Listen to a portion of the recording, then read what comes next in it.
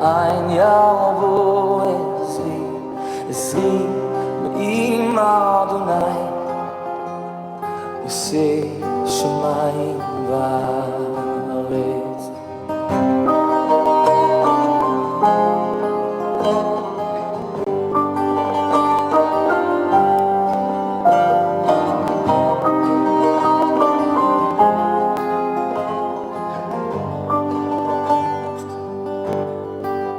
אל ייתן למות רגלך, אל ינום שומרך, הנה לא ינום לא יישן שומר ישראל.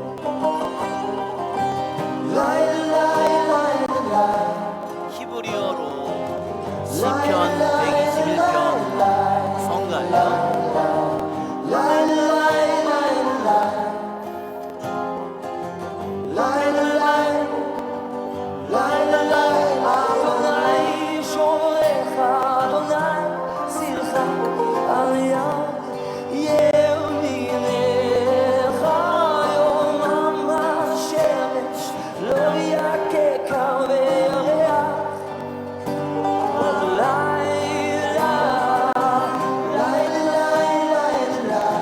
굉장히 신나죠?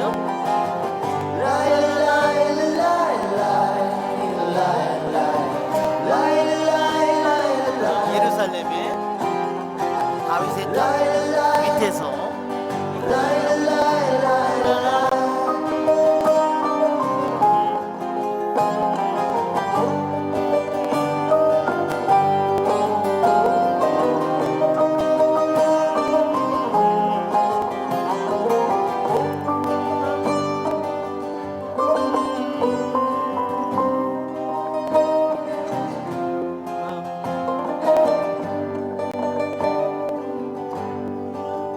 אדוני ישמורך מכל רע, ישמור את נפשך.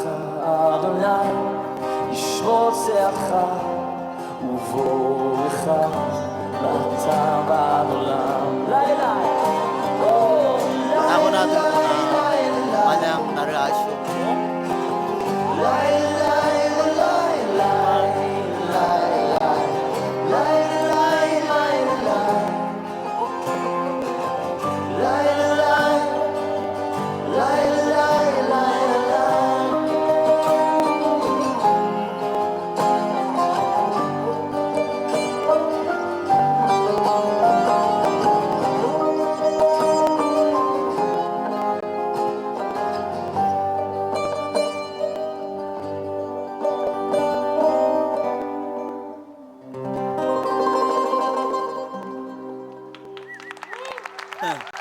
예, 첫 기절 시편의 히브리어로 첫 Amen. Psalm 기절이 120. 내가 눈을 들리라 이사 아이 그런 제목을 가졌습니다.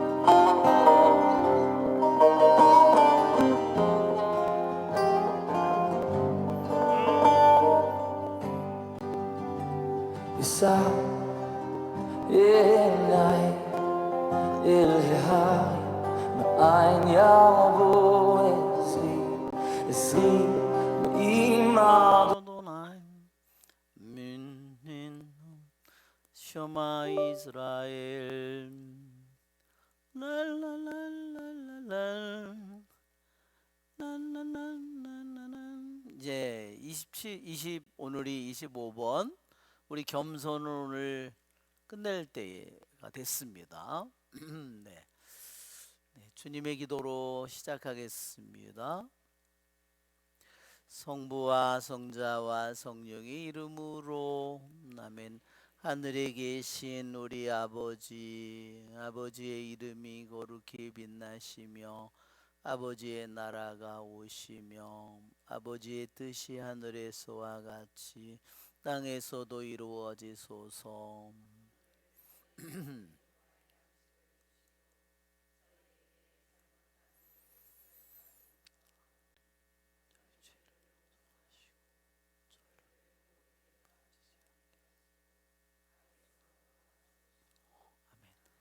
성부와 성자와 성령의 이름으로 아멘. 참 예수님, 네 오늘은 61번 할 차례죠? 네, 한번 같이 읽어보면 좋겠네요. 언젠가 겸손은 간음과 살인의 뒤를 쫓아가면서 하느님께 내가 주님께 죄를 지었소라고 소리쳤고 주님께서 임금님의 죄를 용서하셨으니 임금님께서는 돌아가시지 않을 것입니다. 라는 응답을 받았습니다. 이게 누구 얘기를 하는지 아시겠죠? 예, 다윗 왕에 대한 이야기입니다. 네, 다윗 왕이 정말 어, 자신의 인생에 정말 크나큰 과오를 죄를 짓게 되는데 그것이 언제였다 그러죠? 그 자기의 군대가 암몬군을 물찌르러 갔는데 자기 요압 장군이 그 사이에 자기는 궁궐에서 뒹굴뒹굴거리고 있었어요. 시컨 자고 늦게 일어나서 옥상에서 이렇게 보니까 저 밑에서 어떤 여자가 뻘거벗고 목욕을 하고 있는데 다윗이 그 모습을 봤어요. 그렇죠? 그래서 부하를 시켜가지고 저 여자가 누구냐 물어봤어요. 그렇죠? 그러니까 누구누구 장수의 아들이다, 딸이 장수의 아내다, 결혼한 여자라는 걸 알면서도 데려오라 그래가지고선 간음을 죄를 저질렀습니다. 그렇죠? 근데 그걸로 끝난 것이 아니라 어떻게 됐어요? 그 여자가 아기를 갖게 됐어요. 그러니까 어떻게 해요? 그 남편을 없애려고 전쟁에 말하자면 그 전쟁터에서 불러와서 휴가를 준 거예요. 그렇죠? 그런데 부인하고 잠을 안 자고 어떻게 했어요?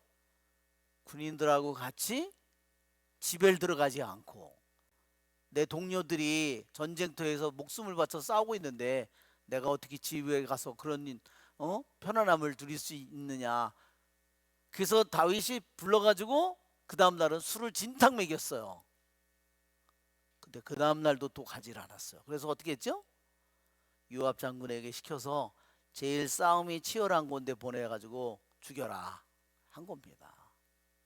그게 결국은 간음죄도 졌고 결국은 그 죄를 덮으려고 하다가 살인죄까지 졌습니다. 그래요. 그것이 유명한 시편 50편입니다. 예, 여기에 다윗의 여기서 그 순간에 나는 주님께 죄를 지었소 하면서 복된 겸손이 하느님께 소리쳤다 그랬습니다. 정말 왕이지만 자기 자신은 어때요? 영원한 죽음을 맞이할 그 죄를 자기가 졌기 때문에 정말 말하자면 돌바닥에 무릎을 꿇고 그가 하느님께 외치고 기도합니다.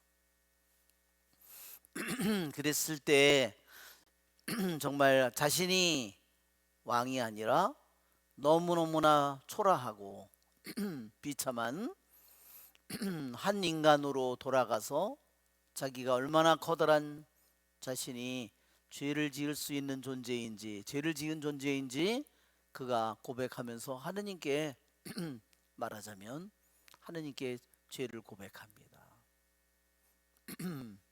물론 그의 고백에는 자기가 죽어도 마땅하다는 사실을 인정하는 겁니다.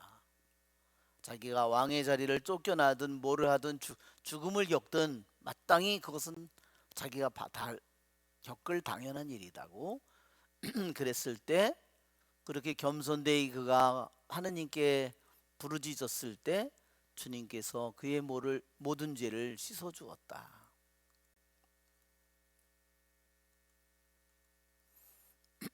바로 이 다윗이 모든 인간이 죄를 짓지만 그러나 하느님께 얼마나 겸손되이 그가 하느님께 통회를 하는가, 하는 것은 전혀 다른 문제입니다. 우리는 예수님의 12제자들 가운데 사도 베드로도 주님을 배반했고 유다도 배반했지만 유다는 어때요? 겸손되이 하느님께 자기의 죄를 통회하지 않습니다. 주님의 용서를 받아들이지 않습니다. 자, 62번.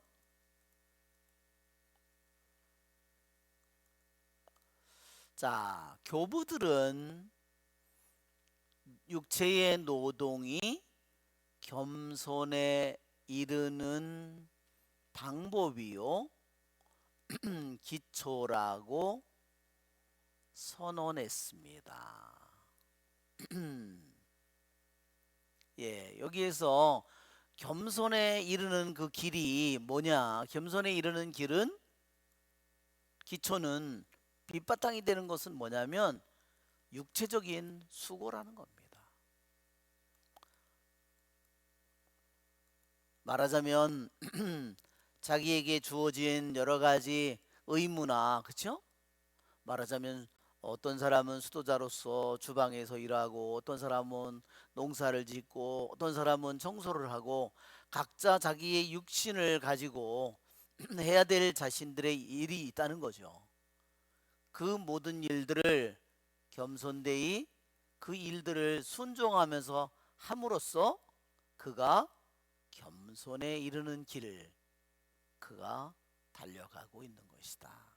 그러니까 겸손은 단지 정신적인 어떤 영적인 그런 것만이 결코 아니라는 것을 여기서 강조하고 있어요. 겸손에 이르는 기초가 되는 일들이 바탕이 자기가 육체를 움직여서 수고하는 일이다 하는 것을 여기서 강조하고 있는 겁니다.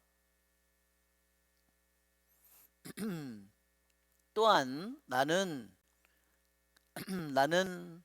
순종과 마음의 정직에 대해서 말합니다. 그러니까 순종에 이르는 길이 또한 겸손에 이르는 길이 순종이고 마음의 겸손을 통해서 간다는 것을 여기서 강조하는 거죠. 왜냐하면 본성적으로 이 순종과 마음의 겸손이라고 하는 것은 뭐에 반대돼요? 이것은 여기에 셀프 이스팀이라고 그랬어요. 자기 존중이라고 그랬습니다. 이것이 자기의 생각을 너무나 중요시하는 거예요. 요즘에는 자기를 너무 강조하잖아요. 그죠? 자기의 삶을 너무 자기의 주장, 자기의 뜻을 너무너무 강조합니다. 또 이거를 다른 말로 저기서는 보니까 이거를 셀프 저지먼트라고 그랬더라고요.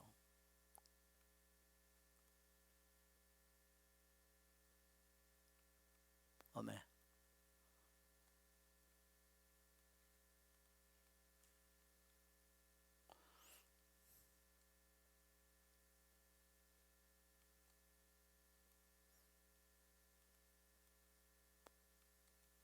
네, 이렇게. 그러니까 어떻게 우리들이 순종과 마음의 정직을 얻을 수 있느냐? 내 생각을 너무 중요시하면, 내 판단을 너무 중요시한다면 어떻게 순종하겠어요? 이건 말이 안 돼. 막 계속 얘기할 거 아니에요. 막 신의 뭐 해서 이건 성당에서 이게 말이 돼? 수도원에서 이게 말이 돼? 이게 신학교에서 말이 돼? 신자 공동체에서 이게 말이 돼? 신자 가정에서 이게 말이 돼? 신자가 이게 말이 돼? 이렇게 얘기하면서 자기 뜻을 계속 얘기하는 거예요. 그렇죠? 이게 그러니까 그런 사람은 순종의 길을, 겸손의 길을, 자기 뜻을 내려놓는 길을 걸어가지 못하는 겁니다. 정말 자기 위에 사람이 모자르든 어떤 사람이든 자기가 순종하려는 사람이면 그런 사람에게 순종하는 것이 더 어렵겠죠? 그럴 때 그 사람의 영혼은 더욱더 정화될 거 아니에요. 그런 사람은 어떠한 곳에서도 그는 순종의 길을, 겸손의 길을 걸어가지만 자기 뜻을, 자기 주장을, 자기 판단을 너무 중요시하는 사람은 모든 것을 내세워서 그 사람은 순종의 길을, 겸손의 길을 걸어갈 수 없는 겁니다. 자, 63번을 볼까요? 자, 교만의 몇몇 천사를 마귀로 변화시켰다면 겸손은 귀신들을 천사로 만들 수 있습니다. 그러므로 모든 죄인들은 용기를 내십시오. 이제는 죄인들을 절망에 떨어지지 않도록 격려하는 겁니다. 어떤 천사들, 몇몇 천사들의 교만이 그들을 악마로 만들었다면 겸손은, 의심할 바 없이 겸손은 악마로부터도 천사들을 만들 수 있을 것이다. 이렇게 얘기했습니다. 자, 64번.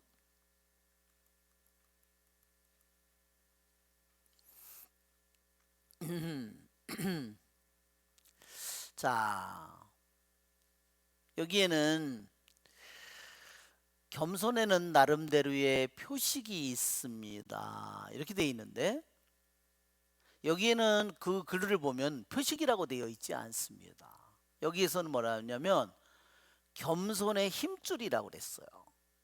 겸손의 힘줄. 우리들 근육에 보면 힘줄이 있죠?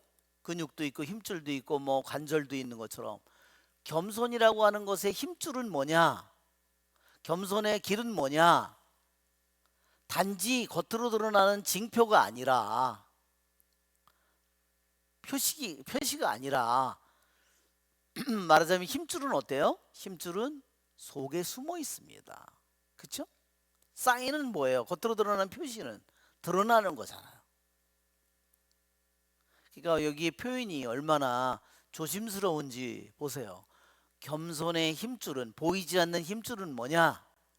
그것은 가난입니다. 그리고 세상으로부터 숨겨진 숨음입니다. 세상에 자꾸 나아가는 사람은 자기를 자꾸 알리려고 대단하다고 그걸 보이려고 하는 사람하고 자꾸 세상 사람들의 눈에서 자기를 감추는 사람하고 가는 길이 다를까요? 다르지요. 전혀 삶이 다릅니다. 그 다음에 지혜를 감춥니다. 그리고 말의 단순성이다. 그리고 여기에 애긍을 청함이에요. asking of alms. 예. 자선을 청하는 겁니다. 이게 애긍을 청함.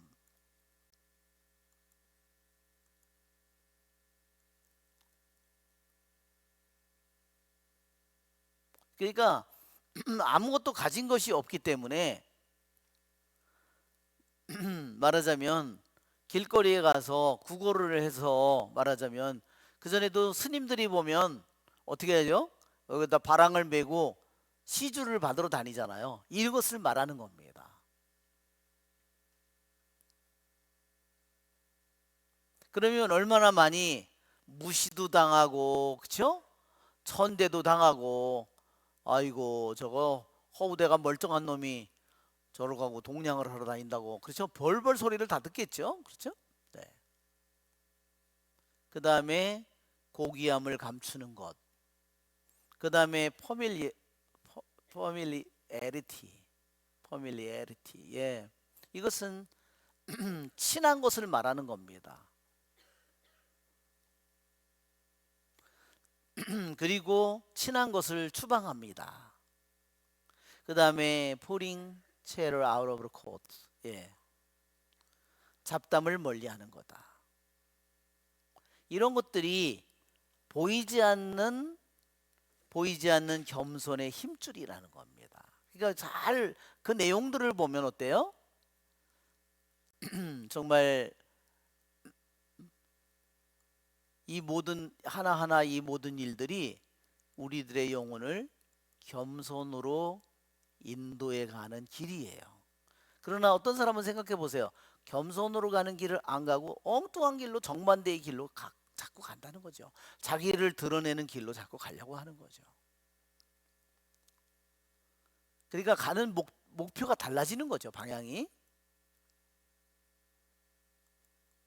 자, 이제는 65번인가요? 66번. 64번 안 했어요? 아, 64번을 안 했네. 예, 이렇게 네. 자, 64번을 볼까요? 자, 온 힘을 다해서 우리 서두릅시다. 뭐를 하기 위해서? 우리의 길을 겸손의 정상에 이르는 우리의 싸움을 서둘러 싸웁시다. 이 말이에요. 모든 힘을 기울여서.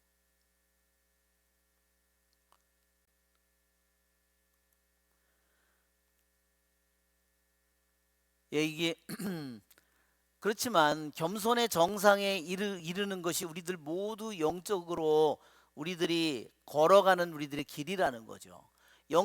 겸손이라는 정상에 도달해야 되는데 만일 이것을 실패한다면 적어도 겸손의 어깨 위에까지는 도달하려고 해야 된다는 겁니다. 예, 우리가 이게 산이 이렇게 있으면 여기가 정상이라면 여기가 겸손이라고 하는 정상이라고 한다면 어깨까지는 적어도 여기까지 못 올라가면 적어도 여기까지는 어깨까지는 산 중턱까지는 그래도 올라가려고 해야 된다는 거죠. 그리고 어깨까지도 올라가는 것도 우리의 노력이 부족하다면 적어도 겸손의 팔을 여기 팔이 이게 산이 있다면 이걸 팔처럼 본다면 겸손의 여기까지만이라도 도달할 수 있는, 말하자면 이게 이게 사람의 비유를 해본 거죠. 겸손을 사람에 비유한다면 겸손의 정상에 도달하는 사람이 있지만 어떤 사람은 겸손의 어깨에, 어떤 사람은 겸손의 손에, 그 다음에 마지막으로 그 손에서 겸손의 손에서 이거 손을 놓친다면, 손을 붙잡지 못하고 겸손의 손에서 굴러 떨어진다면 그 사람은 구원받지 못할 것이다, 그 말입니다. 영원한 생명을, 은사, 영원한 선물이죠. 영원한 선물, 영원한 생명이죠. 영원한 생명을 받지 못할 거라고 생각합니다.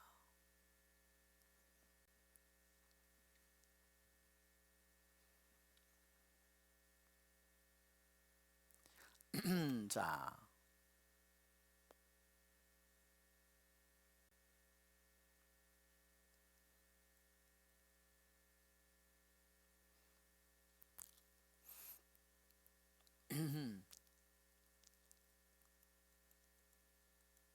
예, 한번 생각해 보십시오.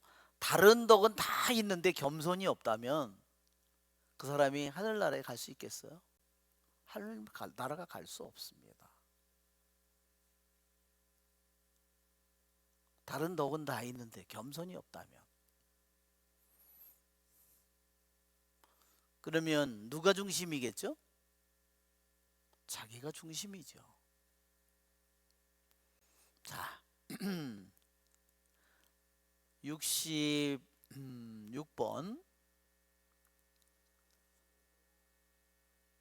65번 65번 조금 전에 했잖아요. 겸손의 힘줄, 겸손의 길, 그 단지 사인이 아니라, 외적으로 드러나는 징표가 아니라 숨겨진 겸손에 숨겨져 있는 힘줄, 그리고 겸손에 가는 그 길은 뭐냐? 가난이요, 세상으로부터 물러나는 일이요, 지혜를 감춤이요, 말을 단순하게 하는 것이요, 그 다음에 애긍을 청함이요, 고귀함을 감추는 것이요, 친밀함을 추방하는 것이고, 그 다음에 예, 잡담을 멀리하는 거다. 예, 여러분 한번 내가 수도원에 살고 있는데 맨날 누구랑 친하게 지낸다고 한번 생각해 보세요. 무슨 일이 벌어질까요? 그건 뭐 뻔할 뻔짜죠, 뭐 그거야 뭐. 자, 66번. 자, 거지의 생활과 가난한 만큼 영혼을 겸손하게 만들 수 있는 것은 없습니다. 그래요. 정말 먹을 게 없으면 얼마나 마음이 겸손해질까요? 그죠? 아무것도 먹을 게 없으면, 그죠? 그러면 무슨 풀이나 나무 껍질이라도 벗겨 먹으려고 할 거 아니에요, 그죠? 얼마나 초라해지고 얼마나 겸손해져요. 막 저기 한 것 같이 보이는데 아무리 돈이 많고 내가 저기 한데 지위가 높고 그러는데 내가 음식을 먹을 수가 없다. 내가 뭐 병으로 음식을 먹을 수가 없다 그러면 얼마나 초라해져요, 그죠? 막 네.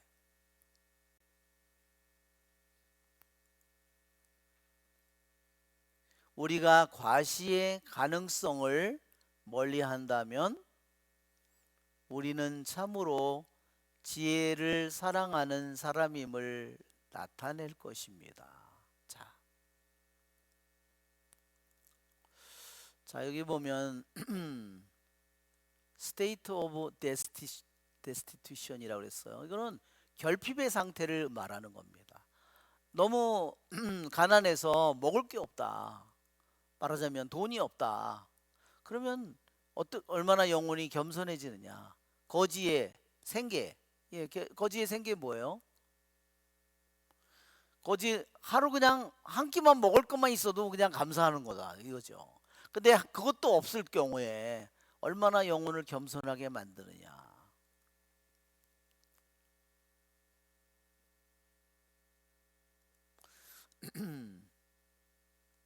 그래서 우리들이 아무리 많은 돈을 가지고 있어도 내가 단식을 사순절이든 뭐든 단식을 하는 것은 그것을 하게 될 때 정말 내가 아무리 많은 것을 갖고 내가 많은 권력을 가지고 있고 많은 것을 성취했다 하더라도 내가 얼마나 인간으로서 보잘것없는 다른 사람과 보잘것없는 인간인가를 깨닫게 해주는 기회가 되죠. 자, 왜냐하면 우리는 무엇임을 증명하자고 하는 거냐면 자 필로소퍼스는 원래 철학이에요. 그렇지만 원래 뜻을 한번 생각해 보면요 필로소피라는 말은요 원래 오늘날에는 우리들이 철학이라는 말로 번역을 하지만 원래 말은요 필로와 소피아를 합친 말이에요. 예, 필로라는 말은 필로는 사랑한다는 동사입니다. 사랑한다. 소피아. 예. 소피아. 이게 지혜입니다. 그러니까 필로소피라는 말은 무슨 뜻이냐면 지혜를 사랑함 이런 말이에요. 진정한 지혜를 사랑하는 거. 이거 우리들이 그냥 보통 누가 철학가를 갔다 뭐 철학을 공부한다. 요즘에는 이상한 미신도 철학가니라고 한다 그러잖아. 그건 진짜 지혜가 아니에요. 그건 죽음으로 가는 지혜죠. 그죠? 정말 필로소피아라는 말은 참 지혜를 사랑함이라는 말입니다. 그 다음에 그래서 거기에 lovers of God, 예, 하느님을 사랑하는 사람 이름. 우리는 진정으로 내가 여러분 지혜가 뭘까요? 결국은 지혜는 진리죠. 그리고 또한 이것은 뭘까요? 하느님의 말씀이죠. 하느님의 말씀이죠. 네, 우리가 하는 진리를 정말로 사랑하고, 그렇죠? 진리를 사랑하고 그냥 정신적으로만 사랑하는 게 아니죠. 진리는 왜냐하면 우리들의 목적이고 우리들의 길이고, 그렇죠? 우리들이 매일매일 걸어가야 될 길이잖아요. 우리들이 매일매일 살아가야 될 결정이잖아요. 우리들이 가야 될 선택이잖아요. 우리들이 시간을 보내야 되는 그러한 시간을 보냄이잖아요. 그러니까 지혜를 사랑하는 건 단지 정신적으로 이루어지는 게 아닙니다. 우리들의 삶 자체가 우리는 하느님을 사랑하고 하느님과 하나가 되고자 하는 사람은 정말로 지혜를, 진리를, 하느님의 말씀을 모든 면에서 그것을 사랑하는 자고 하느님을 사랑하는 자임을 내가 입증하는 것입니다. 여러분, 내 생활이 정말로 지혜를 사랑하고 진리 자체를 사랑하는가? 내가 하는 시간을 보내는 것이 내가 시간을 보내는 하루의 삶이 내가 뭐를 돈이나 뭐나 이런 거 사용하는 것이 정말 하느님을 사랑하는가? 그것을 내가 잘 들여다봐야 되죠.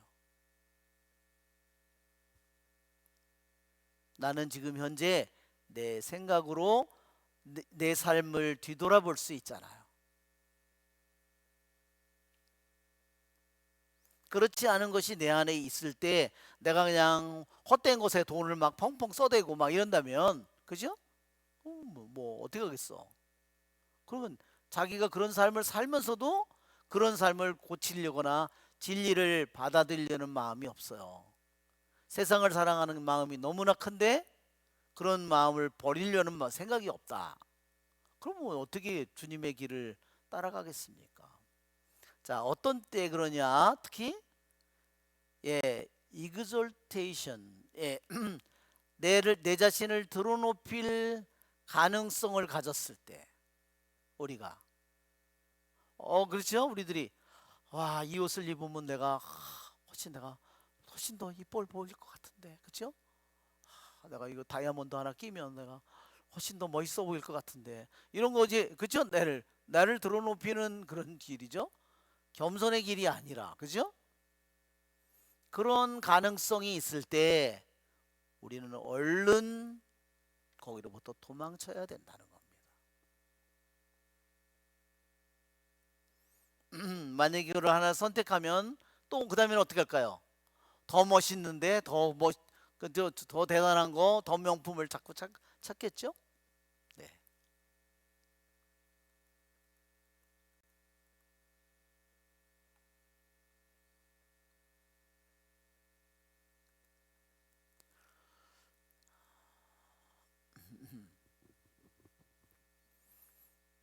네. 점점 가지면 더 많은 것을 우리들이 가지려고 하는 것 같아요. 그죠? 그래서 우리 자연인의 삶이 제일 마음에 드는 것 같아요. 저는. 자, 67번. 자, 만일 어떤 정념을 대적하여 싸우기를 원한다면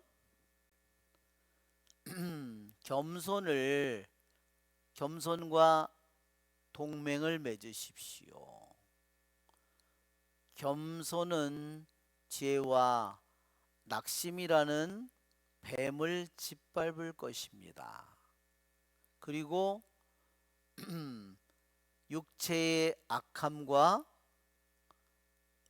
교활함이라는 사자와 뱀을 짓밟을 것입니다.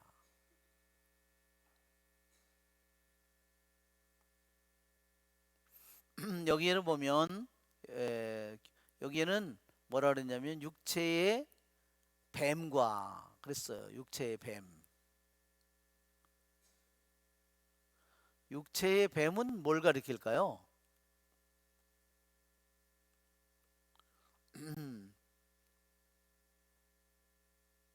그 다음에 악마를,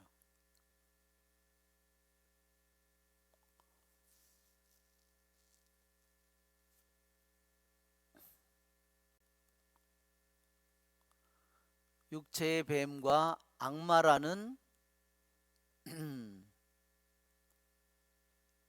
사자와 뱀을 짓밟을 것입니다. 우리는 여기에 죄와 함께 낙심이, 절망이 항상 따라오죠. 절망이.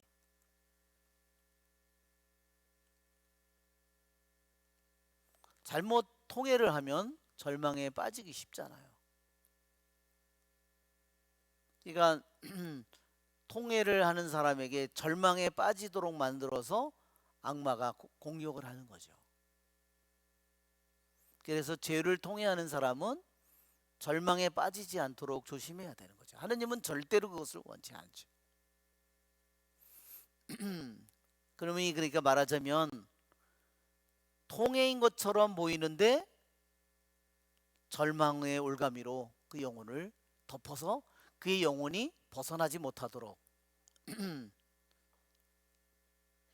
희망을 가지지 못하도록 만들어서 그의 영혼을 넘어뜨리려고 하는 거죠. 예, 육체의 뱀은 우리들 안에 있는 육체의 충동이겠죠. 그렇죠? 여러 가지 성적인 충동이라든지 뭐 여러 가지 그런 것들을 말할 겁니다. 아주 왜냐면 교활하잖아요. 그렇죠?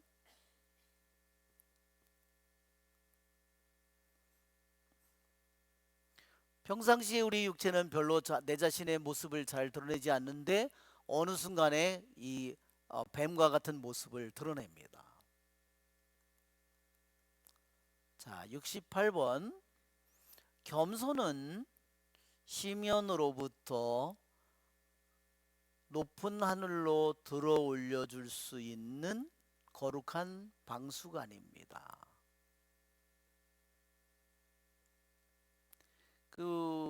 이렇게 우리가 무슨 뭐 이렇게 뭘 이렇게 시럽이나 이런 거 이렇게 눌러가지고 이렇게 하면 쭉 빨아들이는 거 있죠? 그걸 뭐라고 그러지? 그걸 뭘? 에?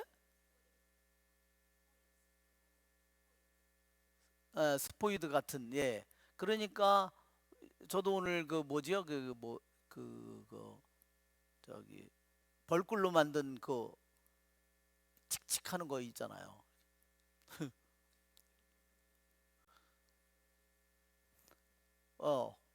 그 프로폴리스도 이렇게 고무로 돼 있어가지고 이렇게 쭉 눌렀다가 이렇게 하면은 쑥 따라 올라오잖아요, 액체가. 그러면 이제 그거를 물에 타서 먹기도 하고 그러잖아요. 그런 거, 그거를 사이펀이라고, 응? 사이펀이라고 이렇게 합니다. 그러니까 하느님은 놀랍게도 우리를 죄의 깊은 심연에 빠졌어요.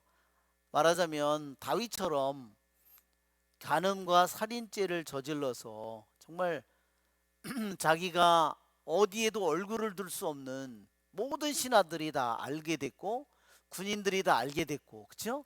결국은 하루 이틀은 숨기지만 결국은 모든 것들, 자식들도 다 알게 됐고, 그렇죠? 정말 한없이 죄의 심연에 추락했어요. 그런데 이렇게 죄의 심연에 추락한 그 영혼을 갑자기 천국으로 들어 올려주는 이 사이펀이 바로 겸손이라는 겁니다. 그렇죠? 이렇게 하다 보면 제일 밑에 있는 것이 쭉 따라 올라오잖아요. 그렇죠? 위에 있는 게 올라오는 것이 아니라 이 병에 이렇게 이렇게 듣고 이거를 넣어가지고 이렇게 빨아들이면 여기에 쭉 제일 밑에 있는 것들이 들어 올라오잖아요. 그렇죠? 여기에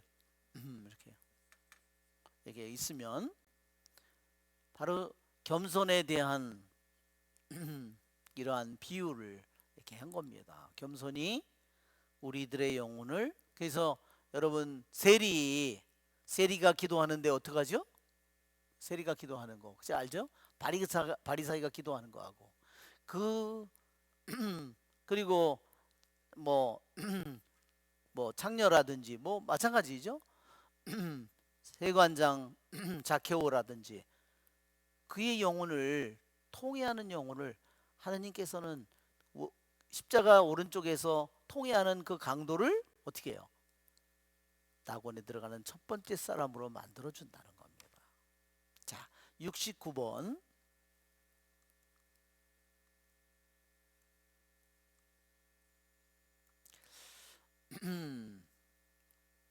어떤 사람이 같이 읽어봅시다. 어떤 사람이 마음속으로 겸손이 얼마나 아름다운지를 발견하고는 놀라서 겸손에게 어미의 이름을 물었습니다. 겸손은 평온하게 미소를 지으면서 어찌하여 성급하게 내 어미의 이름을 알려고 합니까? 그에게는 이름이 없으며 당신이 하느님을 소유하기 전에는 그분을 당신에게 드러내지 않겠습니다. 하느님께 영원히 영광이 있을지어다. 그랬죠? 네.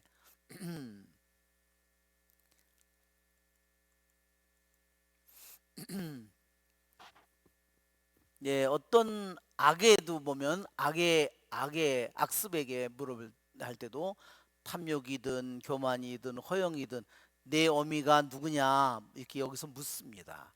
그것이 어떻게 그런 악이 나오는지 악습이 어떻게 나오는지 낳는 그 부모가 누군지 원인이 뭔지를 알기 위해서 묻는데 여기서는 겸손을 낳는 어미가 누구냐고 묻고 있습니다.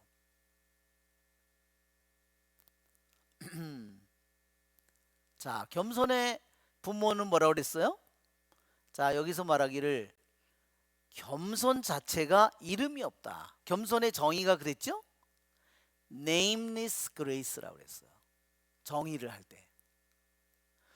겸손이 뭐냐? 어떤 사람은 자기를 낮추는 거고 어떤 사람은 뭐 수많은 것들을 모욕을 잘 견디는 거고 뭐 수많은 것을 얘기를 했는데 그러나 요한 클리마코는 나는 그 모든 대답에 만족을 하지 못했다.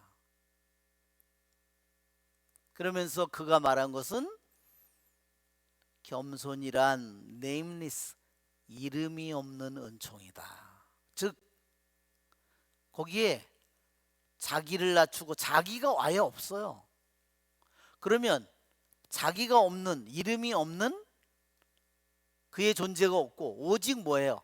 다 은총이라는 겁니다. 즉 하느님만이 주실 수 있는 선물이요 하느님의 은총이라는 말이죠. 그래서 그가 겸손은 이름이 없습니다. 그래서 어떻게 했냐? 나는 당신에게 겸손의 어미가 누구인지 부모가 누구인지 말할 수 없습니다. 언제까지?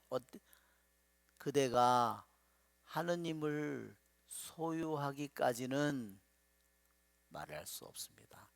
그것은 결국 무슨 소리냐면 하느님을 소유하면 저절로 겸손이 뭔지를 알게 될 겁니다. 이런 뜻입니다.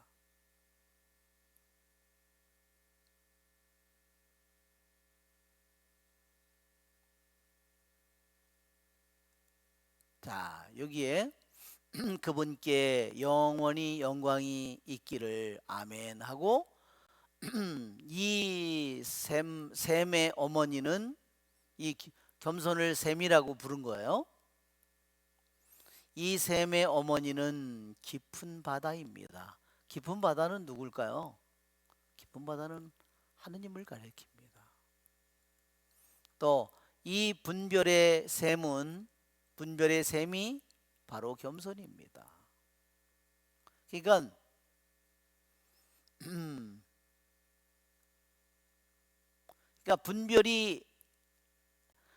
분별이라는 셈에서 겸손이 나온다는 겁니다. 즉 겸손은 뭐냐? 그 다음 지금 단계를 26번 단계가요. 이 식별이에요. 식별은 어디서 나오는 거냐? 겸손을 한 영혼은 저절로 식별을 알게 된다는 겁니다. 겸손의 열매가 바로 식별이라는 것을 여기서 다음 26계단하고 연결을 시키는 겁니다.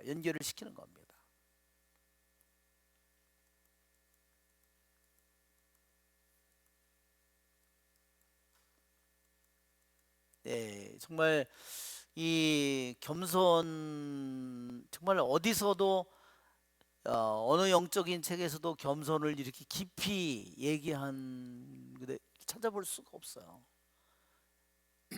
정말 정말 너무너무나 아름다운 그러한 대목입니다. 그 부분이에요. 자, 오늘은 26번.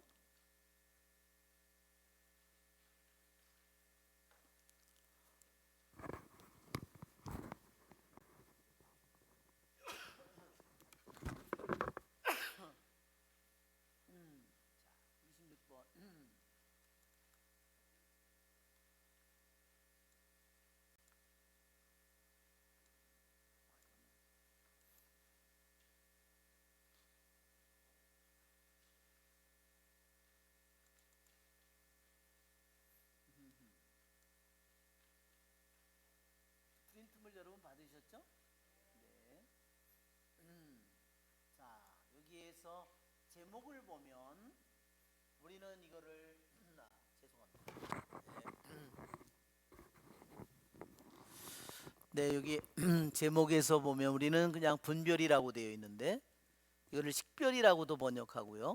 뭐를 식별하는 거냐? 여기에서 얘기하기를 생각들에 대한 식별, 정념들에 대한 식별, 그 다음에 덕에 대한 식별.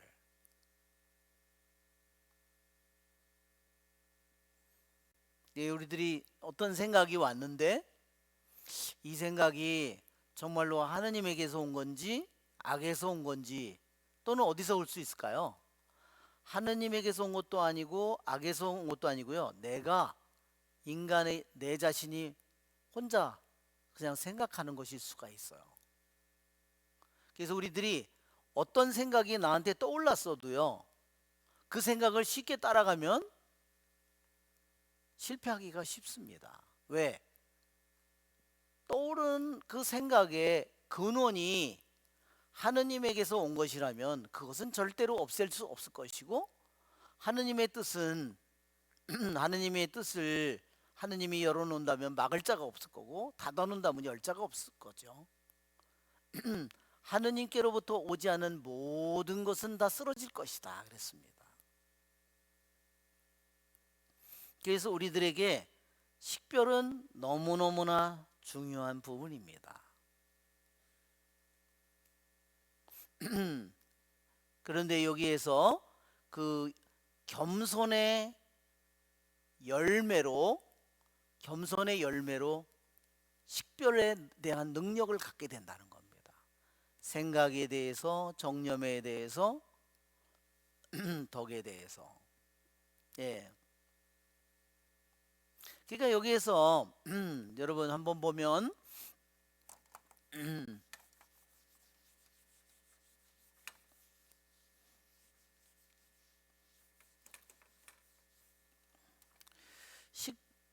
식별을 하는 데 있어서 생각에 대한 식별도 있지만 생각들에 대해서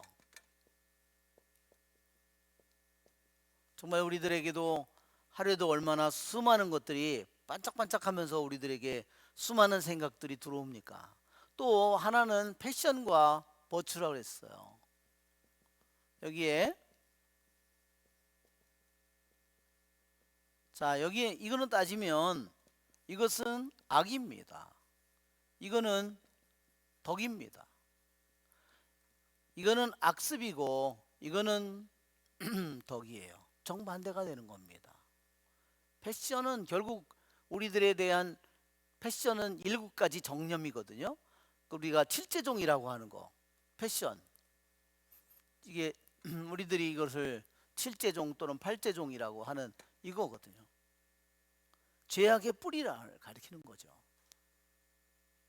자, 그러면 이제는 본문을 한번 읽어볼까요? 초심자들의 분별은 같이 읽어봅시다. 객관적인 자기 인식입니다.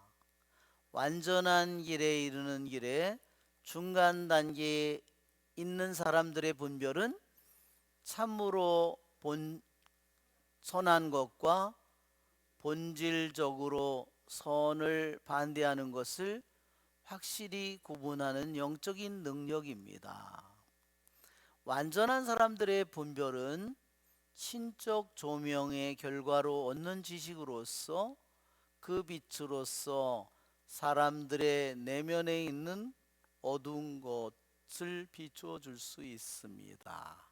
자, 세 단계로 여기에서 초심자가 갖는 분별, 또 중간 단계에 있는 사람들의 분별, 그 다음에 완전한 사람들의 분별, 이렇게 세 가지로 영적인 식별을, 그러니까 자기가 아는 만큼밖에 보이지 않는다는 거죠. 자, 그러면 일반적으로 말하면 분별이란 항상 모든 장소에서 모든 일에 있어서 하느님의 뜻을 확실히 이해하는 것이며, 마음과 몸과 말이 깨끗한 사람들에게서만 발견됩니다. 자, 한마디로 분별이란 뭐냐? 하느님의 뜻을 확실히 이해하는 것이다.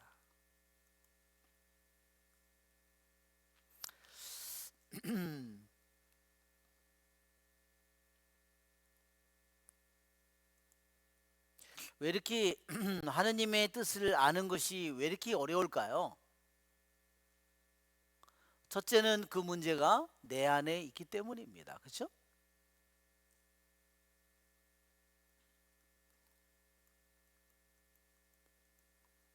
자, 초심자에게 있어서의 분별은 자신에 대한 참된 인식입니다.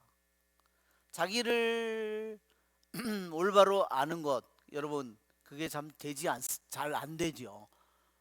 내가 며느리였을 때는 시어머니가 문제인데, 내가 이제 시어머니가 되고 나니까 며느리가 문제가 되는 거죠. 그죠? 이제 이렇게 이제 입장이 바뀌니까 이렇게 되는 거죠. 예. 내가 자식이었을 때는 아버지가 저기였는데, 내가 아버지가 되니까 자식이 문제예요. 그죠? 이렇게 입장이 바뀌잖아요. 이렇게. 내가 결혼하기 전에는 그 남자가 그렇게 좋아 보였는데, 결혼하고 나니까 나한테 별 관심이 없고, 나를 아주 무슨 인형처럼, 나를 없는 사람처럼 취급을 한다, 이렇게 생각할 수도 있잖아요. 이렇게 우리들이 이렇게 식별이라고 하는 것이 자기 자신을 참으로 아는 거, 이것은 반드시 우리들이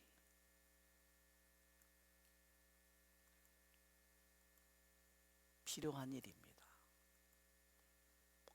그러지 않으면 계속 착각 속에서 우리가 살아가게 되잖아요.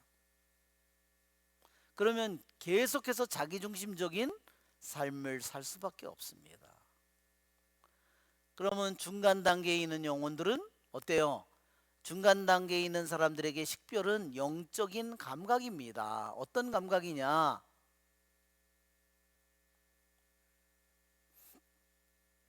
예, 어떤 감각이냐?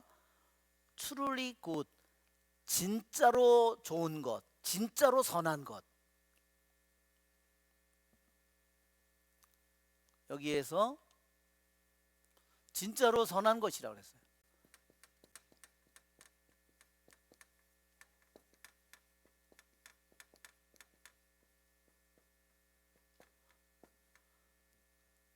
참으로 선한 것.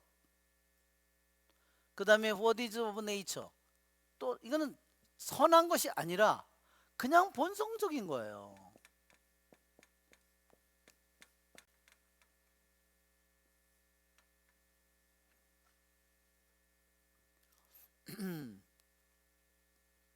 참으로 좋은 것은 어디서 옵니까? 참으로 좋은 것은 모두 위로부터 오는 것입니다. 세상에 있는 모든 것은 뭘까요? 세상에 있는 모든 것은 자연적인 것입니다. 여기에 네이처라는 말이요, 네이처라는 말이 한편으로는 자연이고요, 한편으로는 이 말이 내적으로 보면 이게 본성이에요. 자연, 나무가 있고 돌이 있고, 여기에 나무, 풀, 돌, 뭐 이런 물, 뭐 이런 것들이 있다. 이건 자연 그대로죠. 그러면 나무의 본성은 뭐냐? 나무라는 자연, 그것은 내적인 거죠. 본성은. 뭐 안에를 따질 때 나무를 나무로 만드는 게 뭐냐? 그게 본성이죠. 왜 다른 거와 달리 나무 중에서 소나무와 참나무가 왜 이걸 참나무라고 이거 소나무라고 하느냐? 그거를 성질이 다르잖아요. 그거를 내면적으로 형성해 주는 게 본성이에요. 그러니까 같은 말인데 자연이라고도 번역하고 본성이라고도 번역하는 겁니다. 그런데 참으로 선한 것은 오직 하늘로부터 온다 그랬어요. 진짜로 그러면 세상에 있는 자연적인 모든 것은 어때요? 진짜 좋은 것도 아니고 선한 것도 아니에요. 악한 것도 아니에요. 그것을 어떻게 이용하느냐에 따라 다르죠. 그죠? 돌멩이를 내가 남에게 해서 하면은 나쁜 도구로 사용하는 거고, 그죠? 손도 내가 나쁜 도구로 사용하면 내가 좋은 도구로 내가 남을 위해서 봉사할 때는 좋은 도구가 되지만 본성적으로 선한 게 아니잖아요. 참으로 선한 것은 하느님께로부터 오는 겁니다. 그러면 참으로 악은 어디서 올까요? 그거는 악에서 오겠죠. 악마에게서 오겠죠. 그러면 참으로 선한 것도 아니고 악한 것은 어디냐? 하느님이 본래 만들어 놓은 모든 것들이 그냥 자연 그대로의 본성이에요. 선하지도 않고 악하지도 않습니다.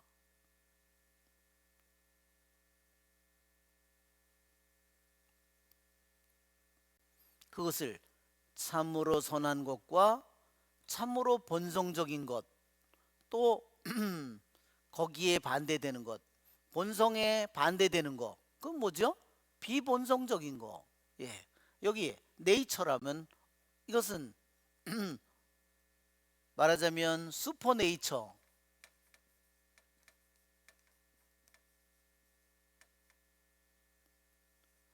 예, 본성을 분명히 초월하는 거예요. 본성을 초월하는 거. 이런 것들을 구분한다는 거죠. 말하자면 어떤 기적이 일어났으면 이 기적은 도대체 자연적으로는 있을 수 없는 일인데 그 자연을 초월하는 거야. 그런 것은 어때요? 분명히 선한 것과 다르죠? 이게 슈퍼내추럴한 어떤 일이, 초자연적인 어떤 일이 일어났는데, 초자연적인 어떤 일이 일어났는데 그것이 하나님한테서 왔는지 악마에게서 왔는지 그것은 알 수 없어요. 그것을 구분하는 것을 말합니다. 자, 그러니까 여기서는 참으로 좋은 것, 그것은 물론 하나님에게서 온 것이고 그냥 참으로 악한 것은 악마에게서 왔을 거고, 참으로 좋지도 않고 악하지도 않은 것, 그것은 세상에 본성적으로 있는 것이고, 어떤 것은 본성적인 것이 분명히 본성적인 네이처한 것이 아니라 본성을 넘어선 것이 있다는 겁니다. 그런 것들을 구분한다는 거죠.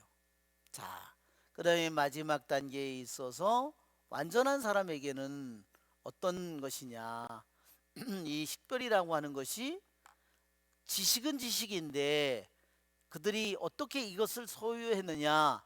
오직 하느님의 조명에 의해서.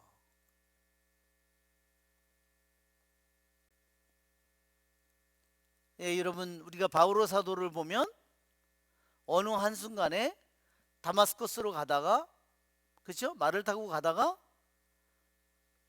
빛이 비추면서 굴러 떨어지잖아요.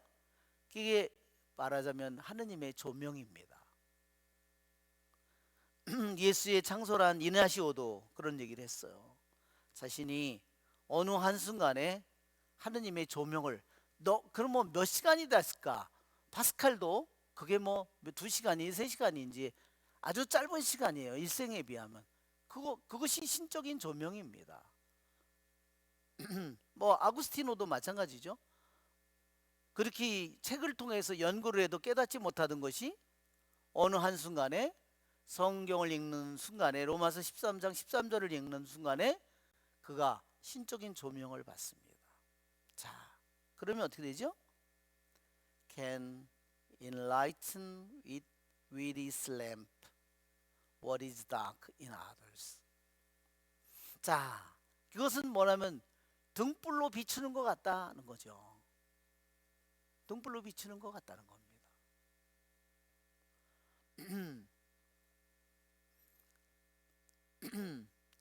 뭐를 비추느냐? What is dark? 캄캄한 것을 비춘다는 겁니다. 자, 이게 주님께서 마태복음에서 주님께서 이런 말씀을 합니다. 눈은 몸의 등불이다, 이런 말씀을 하시죠. 그죠? 눈은 몸의 등불이다.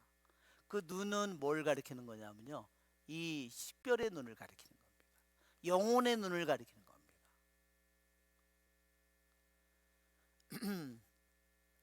한번 우리 마태복음을 한번 그 6장을 한번 펴보세요. 우리들이 이것은 너무나 중요한 기절입니다. 우리들이 그냥 쉽게 지나가는 기절인데, 이것이 동방의 영성에 있어서 마태복음 6장 25절, 너무나 쉬운 복음이라서 우리들이 그냥 쉽게 지나가 버리고 맙니다.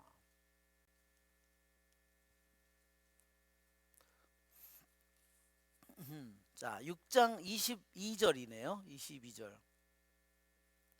눈은 몸의 등불이다. 그러므로 내 눈이 맑으면 온몸도 환하고, 내 눈이 성하지 못하면 온몸도 어두울 것이다. 그러니 내 안에 있는 빛이 어둠이면 그 어둠이 얼마나 짙겠느냐. 네, 우리들 모두가 우리들 안에 있는 빛, 영혼의 빛이에요. 마음의 빛을 얘기하는 겁니다.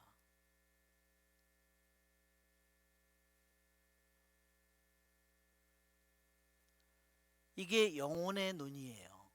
이 영혼이 밝아지면 모든 것을 올바로 바라보게 된다는 겁니다.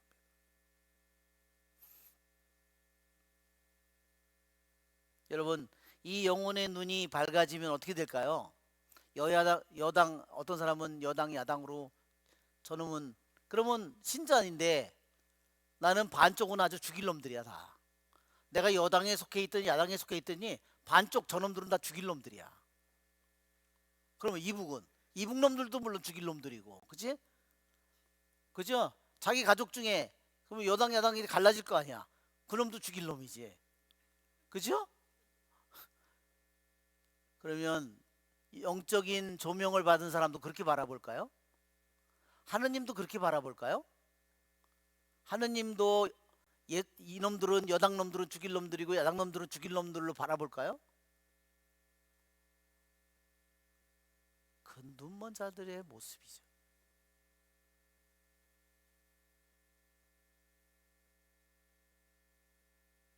자기가 만든 자기의 색깔로 모든 사람을 판단하는 겁니다. 그 사람은 자기가 바라본 대가를 치러야 됩니다. 그러면 그 대가는 뭐죠? 자기 마음이 분노로 가득 차게 됩니다. 진보든 보수든 어느 쪽에 저기를 하도 그의 영혼은 분노를 벗어날 길이 없습니다. 그렇죠? 자기의 하루하루 자기의 마음을 다 더럽히고, 자기의 입을 더럽히고, 자기의 생각을 더럽히고, 자기의 뜻을 더럽히고, 그것을 벗어날 길이 없습니다. 저는 그런 사람들은 성체를 이용해서는 안 된다고 생각합니다. 그의 영혼은 어떠냐면요, 등불이 꺼져 있는 겁니다. 등불이 꺼져 있는 거예요. 자, 여기에 with its lamp, 식별이라는, 이것이 하느님이 우리를 비춰주시는 겁니다. 이 램프는 뭐죠? 하느님 그분 자체의 빛으로, 말하자면 등잔이 있으면 거기에 하느님께서 등잔의 심지에 불을 밝히는 겁니다. 그것을 하기까지는 그의 영혼은 끊임없이 그런 어둠 속에 있을 겁니다.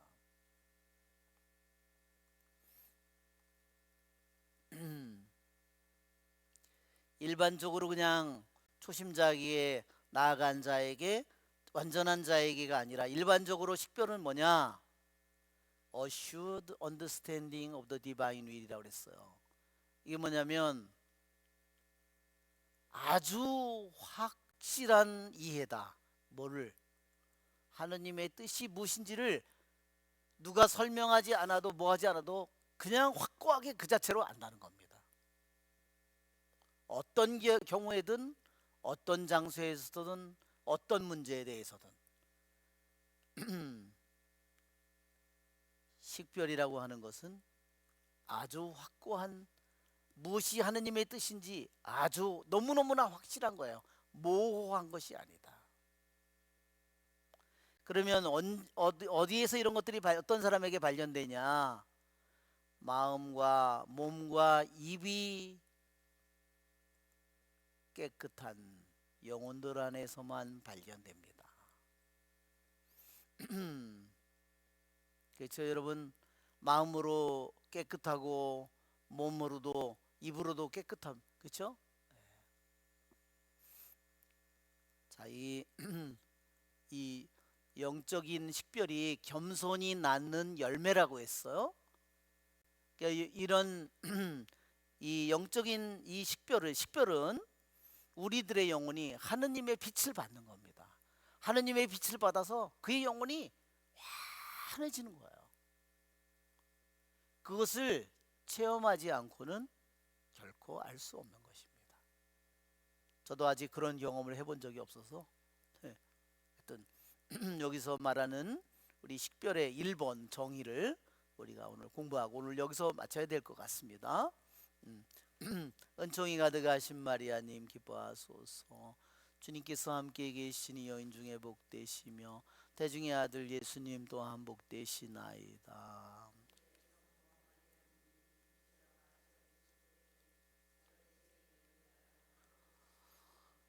영광이 성부와 성자와 성령께, 성부와 성자와 성령의 이름으로 아멘. 수고하셨습니다.